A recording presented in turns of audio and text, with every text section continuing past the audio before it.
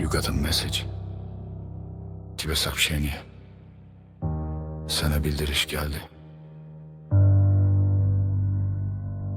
Səhər gözünü açdın, ilk baxdığın ekran. Good morning deyən yox, sadəcə notification var. Like'lar yağır amma içində boşluq. Online hamı amma heç kim yox, bu nə oyun? Scroll edirsən, həyat keçir barmağından. You live in stories, not inside your own time.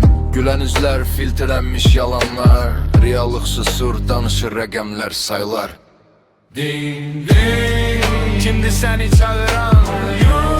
Orcastan adı avatar. Eli prosto ekran. Sen yaşayırsan yoksa izleyen var. Kimdi seni çağıran? Orcastan adı avatar. Eli prosto ekran.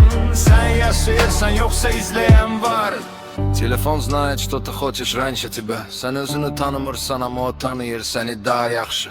It tracks your dreams, your fears, your lies. Ama sen hele de deyirsən I'm free, I'm fine. Bir gün batarya bitti, sükut çöktü otağa. No wifi, no signal, sen kaldın tek başa. Güzgüye baktın, tanımadın özünü. Çünkü offline olanda yoksan sen özü. Ding ding, kimdi seni çağıran? Hoca sana da avatar.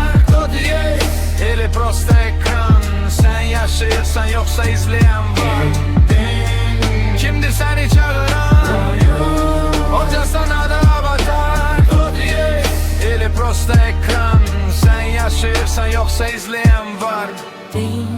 Seni kim oyadı? Are you lying or just a user ID?